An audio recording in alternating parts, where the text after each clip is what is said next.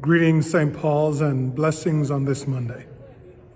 Today, the Church celebrates the feast of Clement, who was Bishop of the Church in Rome in the 1st century. The psalm appointed for his feast day is Psalm 78, beginning at the 3rd verse. That which we have heard and known, and what our forefathers have told us, we will not hide from their children. Clement is said to have been the 3rd Bishop of Rome, in other words, the 3rd Pope.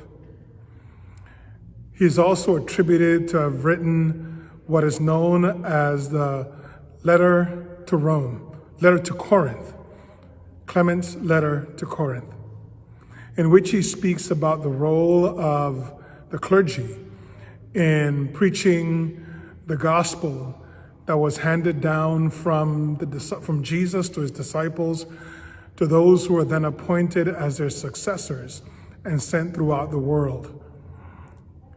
He is one of the first to write about the authority of bishops, presbyters, and deacons.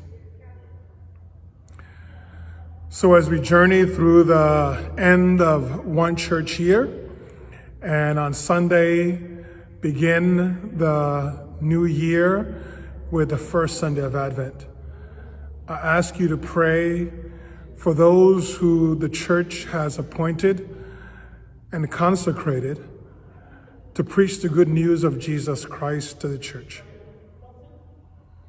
I ask your prayers for all deacons, for all priests, for all bishops, that their ministrations and their preaching will be a reflection of Christ's word themselves, that we dedicate ourselves to deepening our understanding of how God not only spoke to the church in the past, but how God continues to speak to the church today, and how God seeks to speak to the church in the future.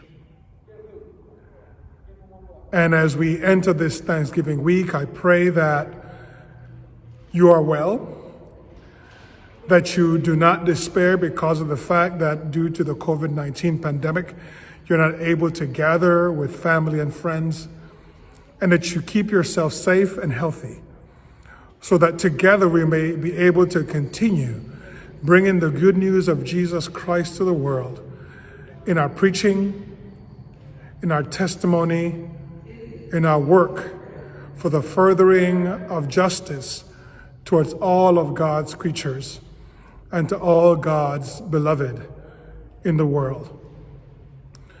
May the grace of God be with you, and may the Holy Spirit that dwells within you bring new life to you and to all those to whom God has called you to serve and to preach.